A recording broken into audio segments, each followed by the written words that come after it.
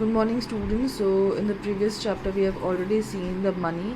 This is the second half of it, that is supply of money. So I have created a mind mapping map where you can learn the important terminologies as well. So basically supply of money is the total stock of money which is held by the public of a country at a particular period of time. That is what supply of money suggests. Now supply of money does not include two things, that is the stock of money held by the government and the stock of money held by the banking system of a country. Now you will be wondering why it does not include these two institutions, government as well as banking system, because they are more suppliers of money. That's why supply of money does not include the government as well as the banking system. Now when I talk about measurement of money, there is M1, M2, M3 and M4, but basically we will be focusing today only on M1 because in the syllabus M1 is only explained in a better manner. Now when I talk about M1, there are certain components which are included in M1 measurement. Now M1, formula of M1 is C plus DD plus OD. C is, you can say C DD OD, that is C plus DD plus OD. Now what does C? C is the currency which is held by the public. I have taken example like coins, paper notes, whereas demand deposit, that is DD. Now demand deposits of the public with the commercial banks, the deposits which are held by the public in commercial banks.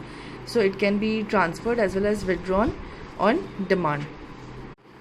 Now when I talk about OD, OD is the other deposits which include what? That is, I have created a short terms to understand. That is, first is the demand deposits with the RBI of public financial institutions like NABARD. Second is demand deposits with foreign central banks and the government. And third category is which includes all the international financial institutions. That is demand deposits of all the international financial institutions which are included in the OD, that is other deposits, not overdraft but other deposits. Now when I talk about gross demand and net demand, simply they have given that gross demand includes the interbanking claims. The net demand includes that it does not include interbanking claims. So these two are very vague to understand, but I will be giving you notes in order to make you in a better understanding manner.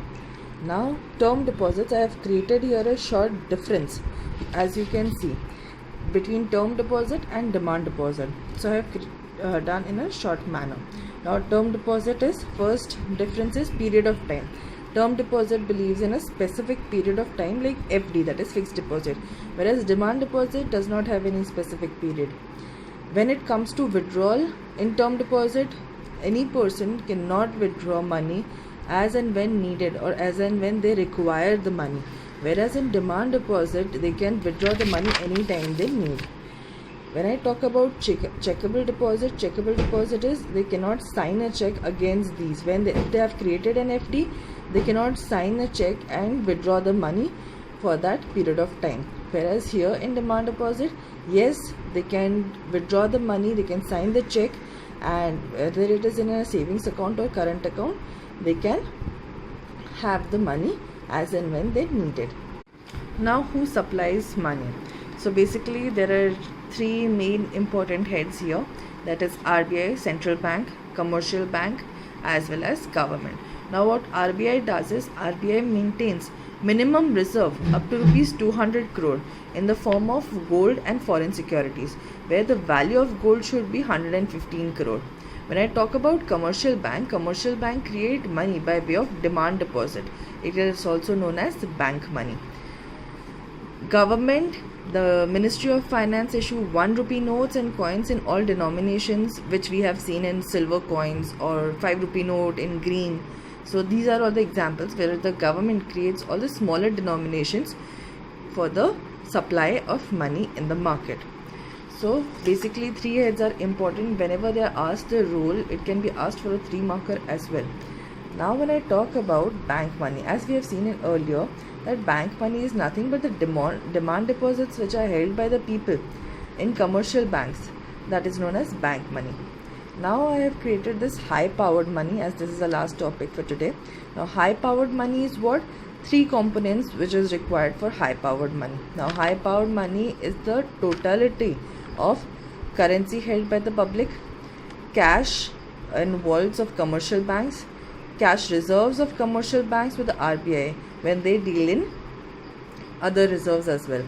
This is also known as monetary base as well as base money in economy. So these two are very important to learn the terminologies, as well as it can come as an MCQ, fill in the blanks, true or false. If you have any doubt, do let me know. Thank you.